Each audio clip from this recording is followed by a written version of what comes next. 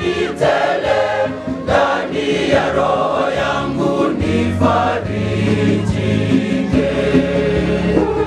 Wewe Bwana wanijua hata nafsini mwangu, wewe ndiwe tabibu pekee wa roho yangu, tena ndiwe kimbilio langu.